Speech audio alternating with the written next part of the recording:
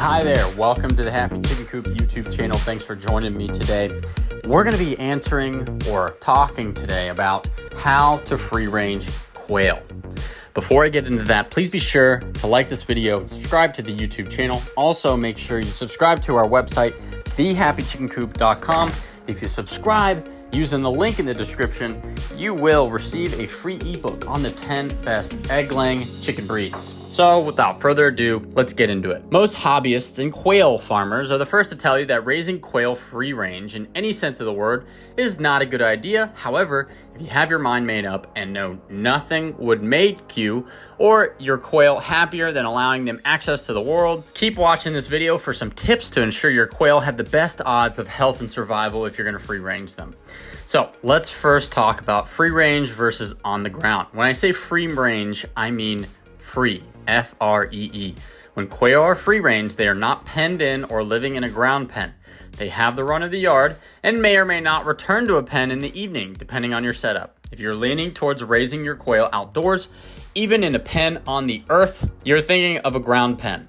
Hunters, for example, may even choose to free range their game birds so they keep their protection instincts sharp, making it a little more challenging when using the quail for sport. Okay, so now that we're clear on freedom, as Mel Gibson and Braveheart would say, let's take a look at those tips. So the first tip I want you to keep in mind is what to do about predators. If you're a nervous wreck for the first time you let your chickens free range, imagine these little stinkers leaving the nest for the first time. These little birds do a very good job of protecting themselves from predators if you are able to provide the natural protection they need, like bushes and shrubs. If a hawk is lurking, your quail will need a place to hide fast. Planting plenty of shrubs and bushes, preferably with yummy seeds and fruits, will allow quail to have a natural place to protect themselves from aerial predators. Another natural protection is trees. There are ground predators that can climb, but having trees for your quail to perch in will also help to protect them from these predators. Remember, quail can get some flight height, much more than chickens, so if they are evading danger on the ground, a nearby tree just might save their lives. Another point, no cats allowed. Barn cats will prey on your quail if they are hungry enough. Try to keep your yard free of feral cats if possible, and if not, ensure they do not need to hunt for their food. Also, a quail coop. Even if your quail are free range, it's extremely important to allow them a safe haven in the evening so they can rest without worry.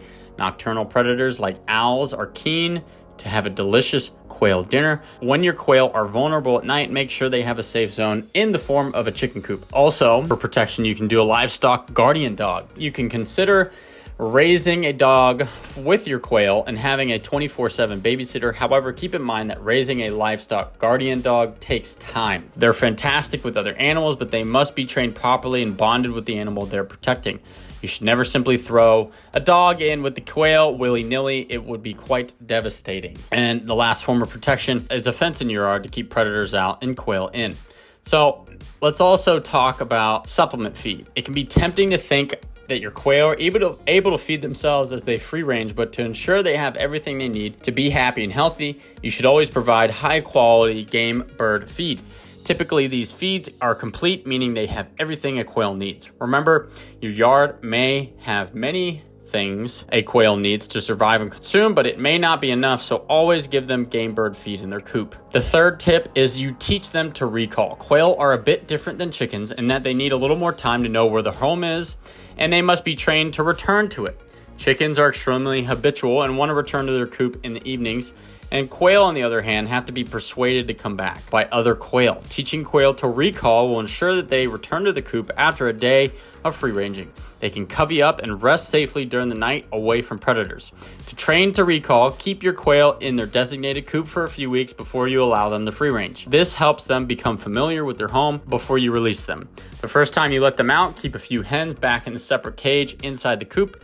In the evening, the free-ranging quail will hear the hens calling and will return to their coop to covey up, and covey up means just nest on the ground together, and then make sure to feed them when they return and start a routine. The fourth tip I want to touch on is exposure to disease. Keeping any kind of poultry free range can cause exposure to other birds, both wild and domestic, which can raise concerns about illness and death. This is one of those things that you just have to take your chances with. If you're raising quail and chicken together, disease is important to keep in mind. There are diseases chickens carry that can cause death in quail. So if your chickens happen to be carriers, they may pass the disease onto the quail through contact or feces. Quail may become ill or die. There are also wild birds that can pass deadly diseases to your quail. And unfortunately, you won't have control over exposure to wild birds or their droppings when you free range your quail. You can, however, keep an eye on any threatening diseases in your area by joining poultry groups and watching the news. Knowing the health forecast for poultry will allow you to decide whether to continue to free range your quail or quarantine them inside to protect them until disease passes, if indeed it does. The fifth tip is touching on keeping your young quail chicks safe. If your free range quail reproduce while out and about, their chicks will be just as vulnerable, if not more so, than chicken chicks. Chicken chicks are still hunted by predators, but quail are well liked among snakes, cats, hawks, and more.